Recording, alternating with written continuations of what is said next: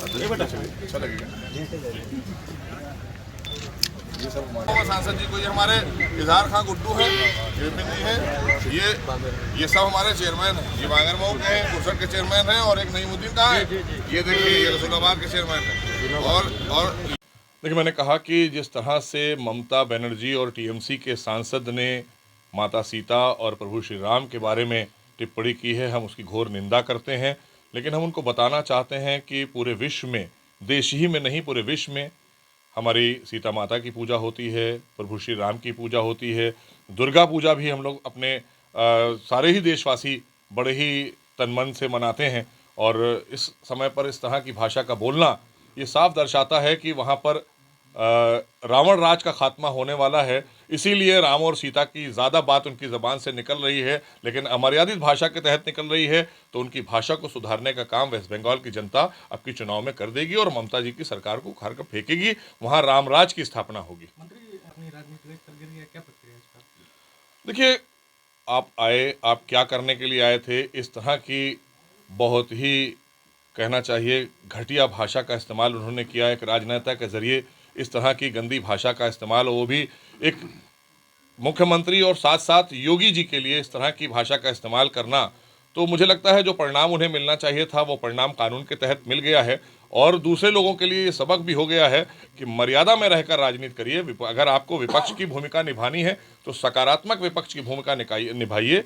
नकारात्मक विपक्ष की भूमिका निभाने से यही हाल होगा जो उनका हुआ है। और आगे भी कोई अगर इस तरह की बात करता है तो उसको भी तय कर दिया है कि आप कानून के दायरे में अगर बात करेंगे तो ठीक है, और आप तो कानून के मंत्री रहे, तो हमारी समझ में नहीं आता है, इन लोगों की डिग्री चेक करना चाहिए, ये वैसे ही जेल चले जाएंगे। क्योंकि हमें तो नहीं लगता ये कानून मंत्री जब थे तो बैरिस्टर थे, बैरिस्टर के कहे जाते हैं। तो ऐसा आदमी जिस तरह की घटिया बात करके अगर बात कर रहा है तो ये मान लिया जाए कि उसके पास भी फेक डिग्री होगी, और इसीलिए शायद केजरीवाल ने इस बार जो है उनको बनाया नहीं। लेकिन इस सारे क्रम के लिए जो भी सोमनाथ भारती ने वहाँ पर ये कृत किया है, उसके लिए केजरीवाल को माफ़ी मांगना चाहिए उत्तर प्रदेश और देश की जनता से, क्योंकि उन्होंने एक योगी और एक यशस्वी मुख्यमंत्री के बारे में इस तरह की टिप्पणी की है।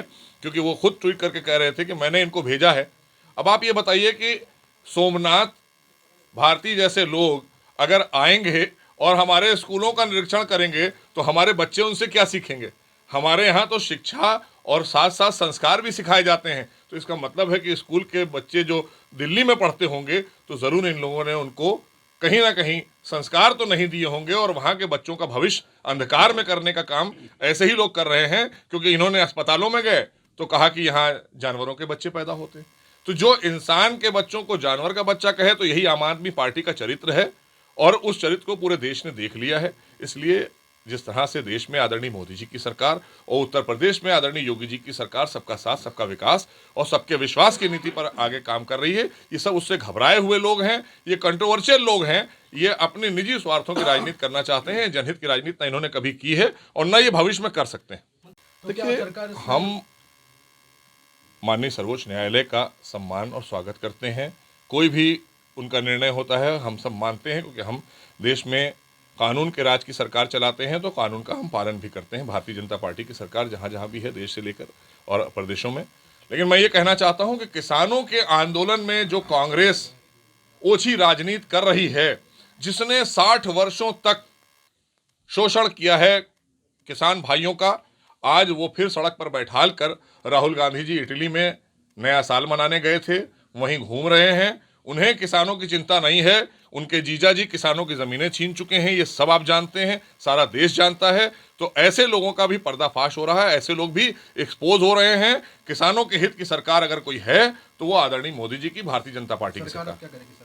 मैंने कहा ना कि हम तो किसानों के साथ में हैं। आदरणीय मोदी जी ने साफ कहा हुआ है कि हमारे दरवाजे 24 घंटे किसान भाइयों के लिए खुले। वार्ता करने के लिए हम कहाँ, हम तो किसानों के हित की, हम तो उनकी आमदनी दुगनी करने के लिए आए हैं।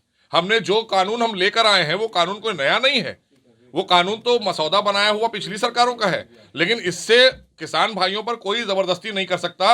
ये हमारी सरकार की प्रतिबद्धता है, उन्हें जो अच्छा लगे उस तरह का निर्णय ले किसान भाई। लेकिन हमारी प्रतिबद्धता ये है सरकार की कि हम किसानों की आमदनी भी दुगनी करेंगे और उनको संरक्षण भी देंगे।